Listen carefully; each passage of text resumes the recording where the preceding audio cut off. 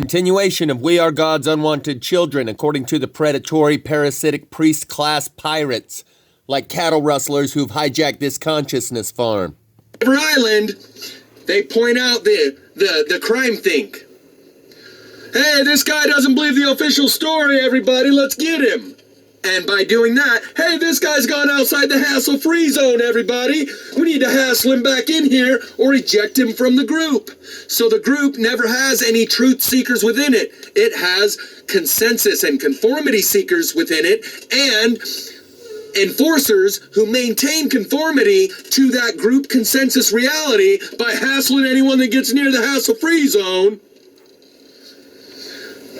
So, the separation from the wheat from the chaff is already 99% done by the time God even gets here, because those groups have been conformed into belief systems that have led the people of those groups away from the truth, away from God. So in order to truly know God, you have to develop and cultivate your own consciousness and be ready for the truth.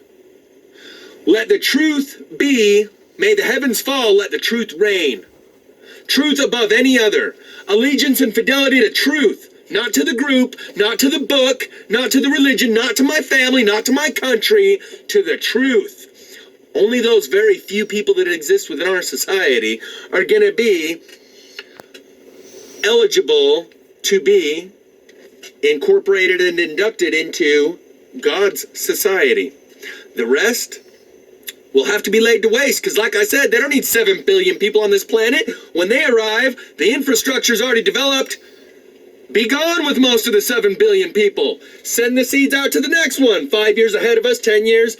Now these are space years. And then what happens when God leaves? He plants the seeds for the next flotilla of ships that are going to be coming 5 or 10 years down the road. We don't have to send the seeds of our cultivating planet seeds out ahead of us. This is separation anxiety and abandonment issues with our heavenly parents. Turn the key off. So I'm going to show you some of these clouds that move, and I got a little story to tell too. But what I'm looking for and what I'm seeing is Dragons. some of these clouds are moving one direction and some clouds are moving the other direction. And when I spot some that are giving a good example of it, I'll go ahead and point it out. This one, for example, is moving to the left, and the others are kind of moving the other direction.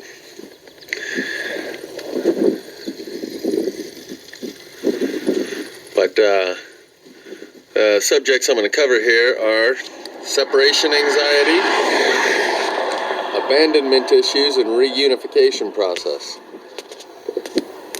Separation anxiety is when a child is very young and their parent walks out of the room for a minute.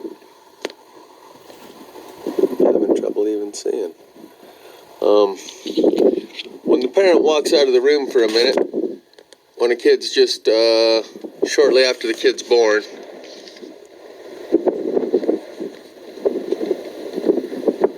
the kid freaks out, like the parent's gone, like they're never coming back.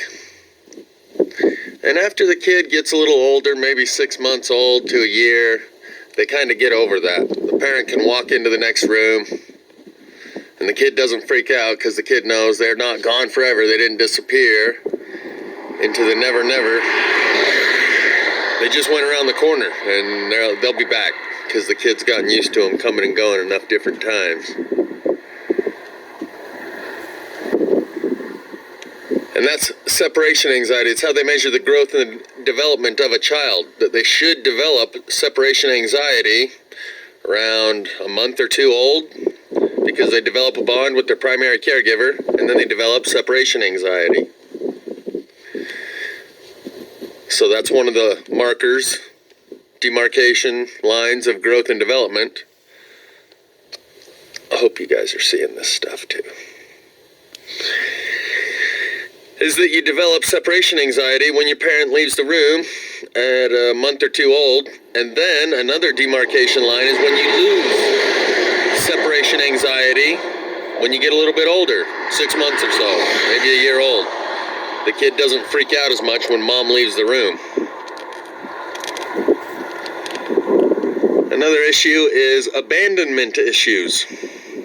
When an estranged parent tries to rekindle the relationship with their child that they had abandoned, like, a deadbeat dad or whatever, the kids have apprehension about making themselves vulnerable to the pain that was caused by the absence of the parent during their growth and development years.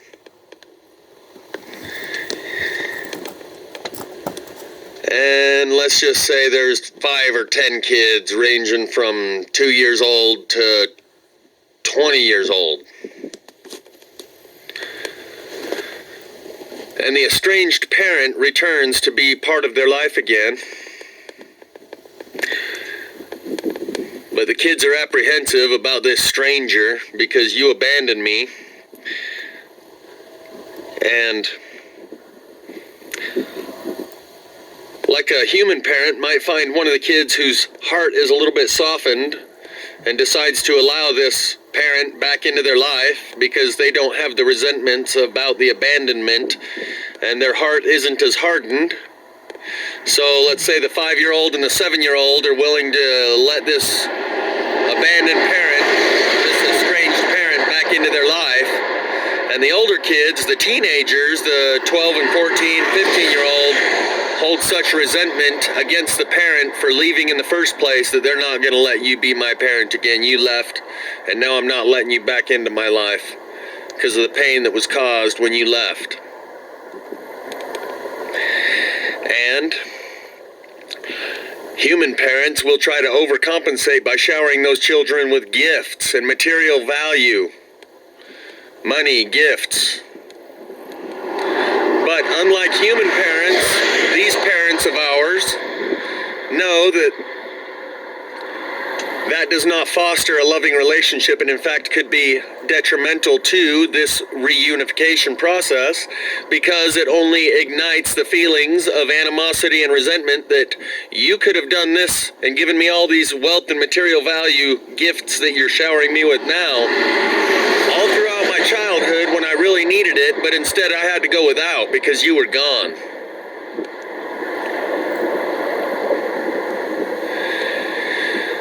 So, as humans reuniting with our heavenly parents, we are going to have the separation anxiety. I'll kind of relay this to my own experience and just say, whenever I say you this, you that, what I really mean is me and my own experience. Once you realize, I've explained this before, how there's underlying fear of alienation and rejection that fuels your flames of guilt and shame that causes you to lash out and project those feelings onto others with anger and pity and justification. Anger towards other people, pity upon yourself as justification for the things that you feel guilty and shameful for in order to avoid alienation and rejection, to justify not being alienated. I'll discuss that a little more at another time. But as a kid who's been abandoned, you feel like it must be your fault. You're so unlovable that your parent left you. And if we're going to be honest with ourselves, as far as God, it must kind of feel that way if you get real about it. But once God talks to you and shows you that you're not so unlovable, here in the human world we say, I'm so mad at you, I'm never talking to you again. Once you realize God's not so mad at you that he's never going to talk to you again, and God talks to you, a lot of that, you no longer need to project anger and pity, anger upon others and pity upon yourself as justification, because you no longer fear alienation and rejection based on the things you feel guilt and shame for. Once you recognize, no matter what you've done, God still wants to talk to you, not so mad at you that he'll never talk to you again. For me, that 3-ring vision that I had about fear, a flame of fear at the bottom, coming out of a Bunsen burner, hitting the bottom of a petri dish, and in that petri dish is all your feelings of guilt and shame of the things you've done. And to cover those feelings of guilt and shame, we project outwardly anger and pity as justification. Anger upon other people, pity upon ourselves as justification for the things we feel guilty and shameful for in order to avoid alienation and rejection. And I've explained this before, so I'll save it for another time to go back over that 3-ring vision I had.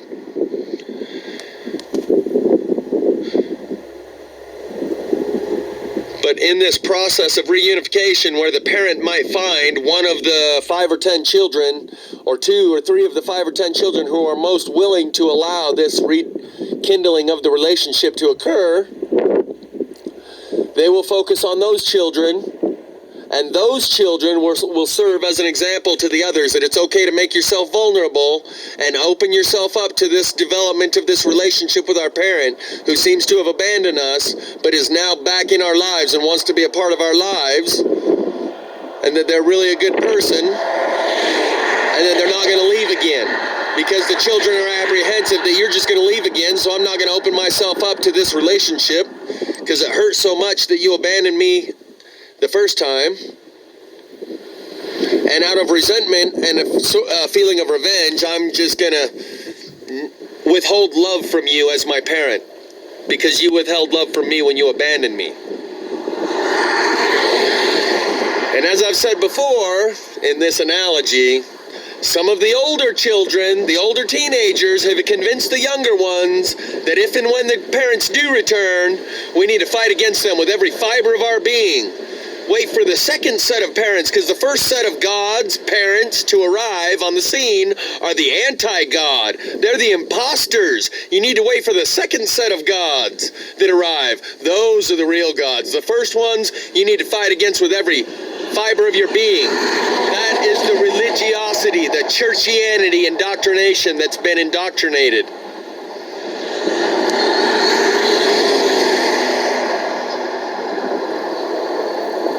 into us by the older children who've decided to turn the younger ones against the parents so that when the parents return, the younger ones will reject them. Because the older ones have the most resentment that God abandoned them. That is the story of Lucifer. He was mad that God abandoned him, so he decided he was going to take a third of the angels of heaven and turn against God. Much like this family analogy I'm referring to, where the parents leave for a while, and during their time gone, the older children convince the younger ones that when they return, we need to fight against them with every fiber of our being. And that when they return, those are imposters that are here to harm us. They're not really our loving parents. Those are imposters that are here to kidnap us and enslave us. And you need to reject them and fight against them with every fiber of your being. But there'll be a second set that comes along, and if you just wait for the second set of parents to come along, those are the real ones. That's the older teenagers convincing the younger adolescents to reject mom and dad when they return because of their resentment over the abandonment issue.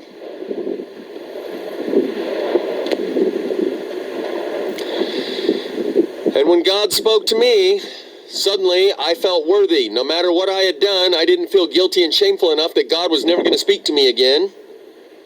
And all those feelings of shame and guilt or resentment and anger. Because if you're honest about this whole God thing, you got to admit it feels kind of like they left us here and never looked back. But if you can get over that part, once God speaks to you and you realize he's not so mad that he will never speak to you again, and that he will take time out of his day to speak to you, not to hear from you, to speak to you.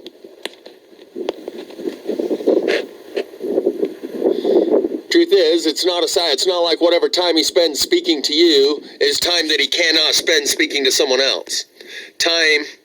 His time, effort, energy, and resources are not as limited as yours and mine.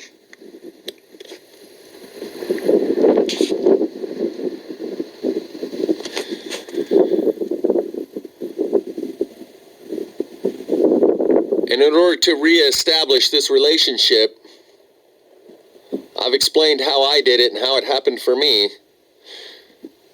But there may be something in your life you've done that was more impressive to God than you can even ever imagine. when you did good for the sake of doing good, not because you believed you'd get a reward here on earth in the human form, in a material wealth, or in heaven, but just for the sake of doing good, to make someone else's life better and to make the world a better place. And you simply did it for that reason. That may have been more impressive to God than you even know. And you may have all of the qualities and characteristics that God does love. You're not so unlovable that God's never going to speak to you again. And just like separation anxiety, when you're a child, at first it seems like when your parent goes in the other room, they're gone forever and they're never coming back. But then you realize they just go in the other room for a little while and they'll be back, and you don't freak out as much. And much like the abandonment issue, it feels like you must be so unworthy. A child that's been abandoned by their parent, they develop self-esteem issues and put a lot of guilt and shame on themselves, like they must be such a bad kid that their parent left and never came back. They must be unlovable. We have a lot of that similar emotional baggage to get through in this process that we're going through now. And that if you can get over some of those guilt and shame issues, transmit them and transfer them into anger that you project onto other people and pity projecting upon yourself, you can be like the 5-year-old that says, okay, I'm going to let this estranged parent back into my life. The 12 and the 14-year-old have enough years and experiences gone by that were hardships that they had to go through without their parent by their side, that they're going to be a little harder to get through to, and their hearts are hardened a little bit more when that parent returns. But the 5-year-old is much more open to this development of the relationship with their parent. And once the 5-year-old has developed a loving relationship with this estranged parent that's returned to become part of our lives again, then the 12 and the 14-year-old might come along.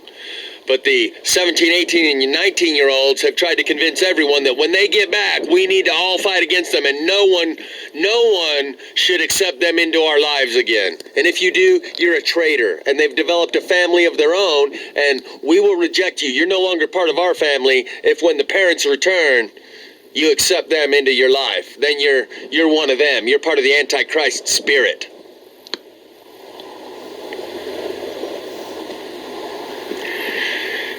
Those parallels of abandonment issues and separation anxiety do have a very good application to this process that a lot of people are going through right now.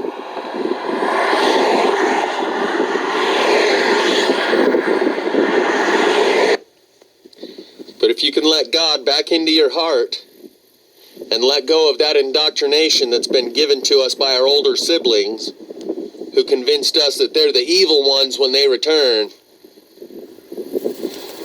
and go inward and ask God to speak to you and comfort you with the reassurance that you were never abandoned and that we're just still children experiencing separation anxiety. And that God has to come and go. God has other things he needs to do. God has to go in the other room and cook the dinner and clean the dishes. And God has other children, but just the attention that he shows to his other children does not mean he loves you any less. A lot of people are experiencing this. I'll include a link in the description that shows a guy who discovered these clouds that appear right before his eyes, along with Logic Before Authority. He says he's discovered what these orbs are, and that they're not man-made craft, they're not UFOs, they're not alien technology, they're glorious, he said. He's kind of doing a teaser on an upcoming video. But I'll include a link in the description where a guy shows a 5-minute video of these kinds of clouds appearing right before his eyes, shape-shifting and swirling around in the way that they do, that I've been noticing for quite a while. And he says that it's a TR-3B creating this cloud out the 3 points of the triangular craft. I think that might just be something we'd like to tell ourselves, because it feels a little more reassuring to tell ourselves, oh, these are our craft. This is us. Yeah, it's just some secret black ops, black budget military operation with our own aircraft that have been developed, and these are just TR-3Bs.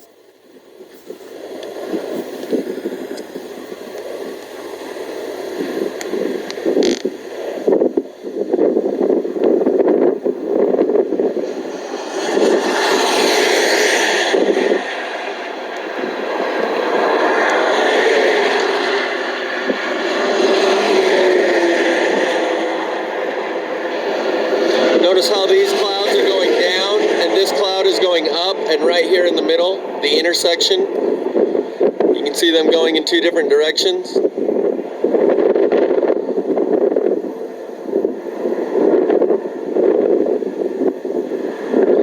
See how it's growing over here off the left end?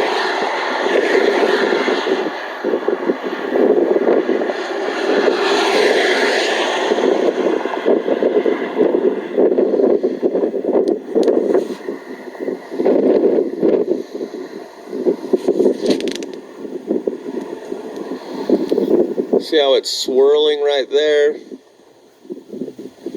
on the left-hand side?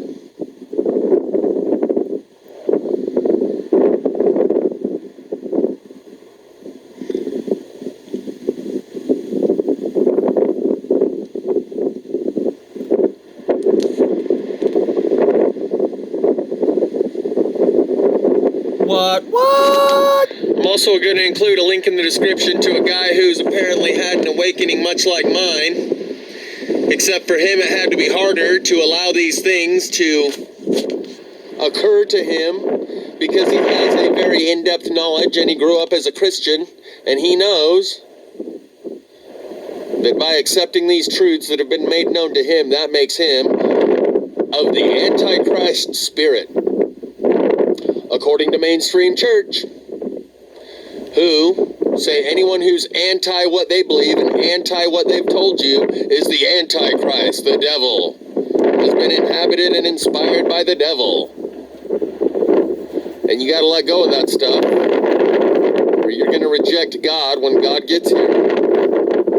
And God's here.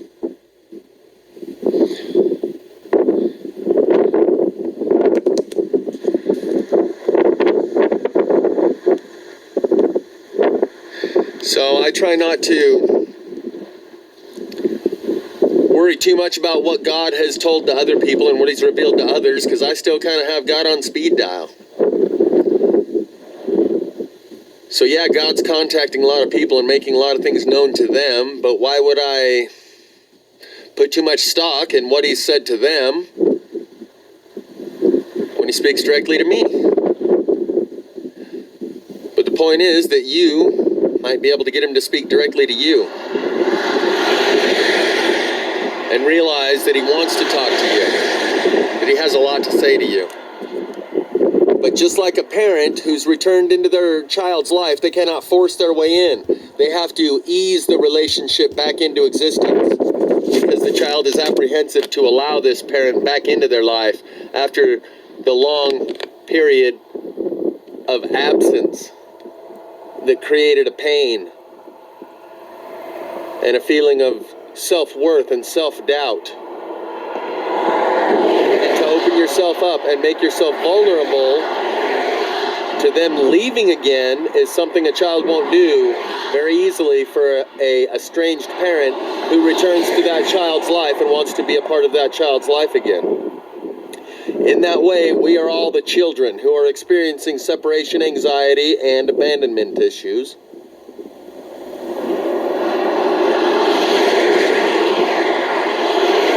But just like the child won't remember when they grow up, they won't remember that time period when mom walked into the other room for 5 minutes and the child freaked out like it was the end of the world because they were only 3 months old. Once they get 6 months old or a year old, mom can walk in the other room and the kid doesn't start hysterically crying anymore. And we are, in a way, at that level. But mom just walked back into the room. And so we also have abandonment issues, like the older children. We're at childhood's end. Like the estranged parent analogy. Like the childhood's end analogy. You know, childhood's end. So, you can be like this guy, or you can be like this guy. Because I know, as I've said many times, I have been the good person. And if I had a dollar bill for everything I've done good, there'd be a mountain of money piled up to my chin. But if you keep listening to people like this guy, you'll end up doing things like this guy. Like I said at the beginning of this, the only difference between mainstream general believers and this guy was he took it to another level. He believes in what they were saying so much, he killed his own 2 kids. A bit like that thing in the Bible about Isaac and Jacob, and he was going to do it until God said, no, wait, stop. Kill this goat instead. You dumb bastard, you were supposed to say no. You were supposed to have some personally relevant, personally meaningful set of morals and ethics and standards to the point where you would not follow a spirit that leads to you to kill your own children and think you're doing some holy thing, saving the world from that serpent seed. This is a consciousness farm, and the filtration is going on, baby. And if you just keep regurgitating stuff you heard, well, then those that were born from original sin, those original sinners are the bad guys, and you're the good guy, and you're going to end up doing some stupid stuff and sealing your fate. Do you know the difference between pride and vanity, or between shame and remorse? I'll just go through and let you pause the screen and read some of this gravy straight from the gravy factory before I have refined it into a delivery.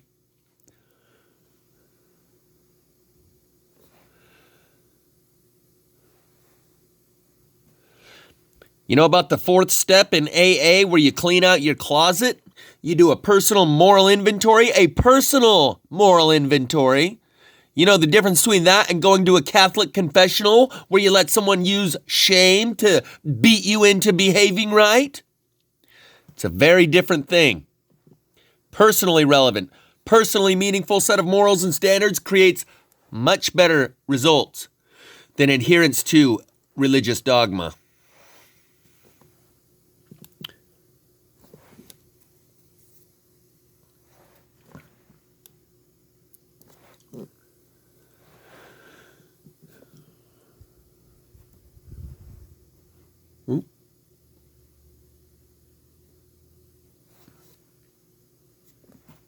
This is why individuals find God, not groups. That's the difference between remorse and shame. You cannot feel vanity on a private island where there's no one else around. You can, however, feel pride on a private island where there's no one else around. And that's why pride is a good thing. Vanity is not. Vanity is taking pride in the way that others see you. Likewise with shame and remorse. You can feel remorse when you're all alone on a private island. You cannot feel shame when you're all alone on a private island. It's the difference between your own personally relevant, meaningful sense of right and wrong, or a publicly induced sense of vanity or shame. Get it? Same thing as humiliation and humble.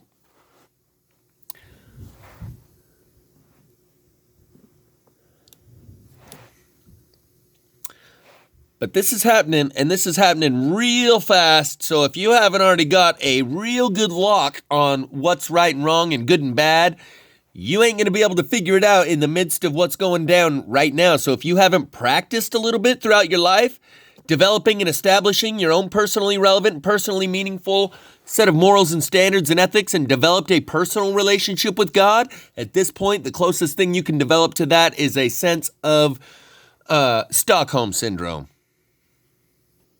Stick around for part 3 of A Good Christian Kills His Children to Save the World from the Serpent Race. You know, the serpent seed of Cain. All that regarbled, regurgitated crap that they don't understand. When you believe in things that you don't understand, you suffer. Superstition ain't the way.